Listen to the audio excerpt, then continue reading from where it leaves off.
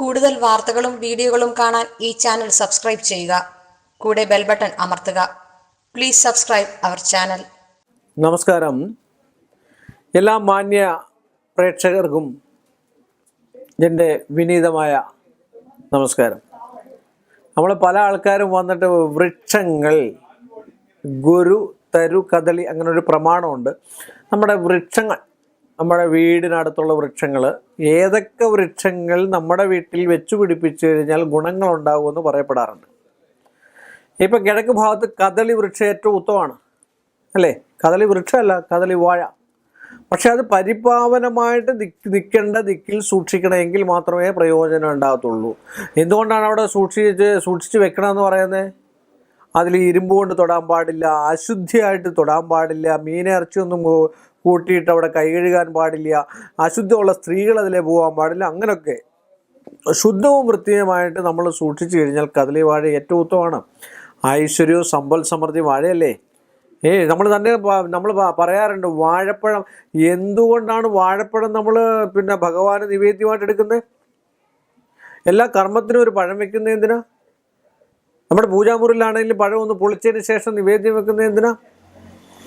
കുരുവിട്ടാൽ കിളുക്കാത്തൊരു സാധനം വാഴപ്പഴം മാത്രമേ ഉള്ളൂ അല്ലേ? ബാക്കി എല്ലാ സാധനവും കുരുവിട്ടാൽ കിളുക്കും. ഓറഞ്ച് കുരുവിട്ടാൽ കിളുക്കും, ആപ്പിൾ കുരുവിട്ടാൽ കിളുക്കും, പേര കുരുവിട്ടാൽ കിളുക്കും. പക്ഷെ പഴം കിളുക്കുക? ഒരിക്കലില്ല. അപ്പോൾ മോക്ഷം കിട്ടിയ ചെടിയാണ് വാഴ. അതാണ് കദളി വാഴ.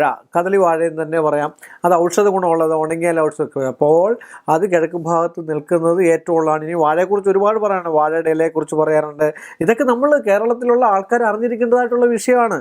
എന്തുകൊണ്ടാണ് തൂശലിട്ട് ഇടത്തോട്ട് തൂശലിട്ട് ഇലയിൽ ഇന്ന സാധനങ്ങൾ, ആദ്യം നമ്മൾ വിളമ്പേണ്ടിയ സാധനങ്ങൾ എന്താണ്, അതങ്ങനെ വിളമ്പിയെങ്കിൽ ആ ഇലയിൽ നിന്ന് ആഹാരം കഴിച്ചു കഴിഞ്ഞാൽ നമ്മുടെ ശരീരത്തിന് പിടിക്കുകയുള്ളൂ. ഇതൊക്കെ ഇതിനകത്തായിട്ടുള്ള ആയുർവേദത്തിൽ പറയുന്നതായിട്ടുള്ള വിഷയങ്ങളും ഉണ്ട്. അതുപോലെ തന്നെ നമ്മൾ തെക്ക് ഭാഗത്ത് പുളി നിൽക്കണം. ഒരുപാട് ഉയരത്തിൽ നിൽക്കാൻ പാടില്ല. തെക്കൻ കാറ്റടിക്കുന്ന പുളിയില്ല. പുളി ഏറ്റവും നല്ലൊരു വൃക്ഷമാണ്.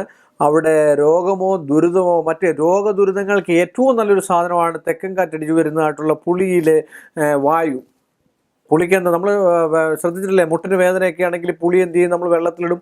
അല്ല, ശരീരവേദനയാണെങ്കിൽ പുളി വെള്ളത്തിലിട്ടിട്ട് വെള്ളം ചൂടാക്കിയതിന് ശേഷം നമ്മൾ കുളിക്കുക. എന്തിനാ? ആ വേദന മാറി കിട്ടാനായിട്ട്. അല്ലെങ്കിൽ മുട്ടിന് വേദനയോ നീരോ വല്ലതും വന്നു കഴിഞ്ഞാൽ ഈ പുളിയെല്ലാം നമ്മളായിട്ട് കെട്ടി ആ മുട്ടിന് വെച്ച് കഴിഞ്ഞ് കഴിഞ്ഞാൽ ഒരു അരമണിക്കൂർ കഴിയുന്നതിന് മുമ്പ് പമ്പ കിടക്കും.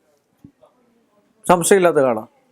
അന്ന് പറഞ്ഞാൽ അതുപോലെ ശക്തിയുള്ള സാധനമാണ് പുളിയും പുളിയുടെ ഇലയും.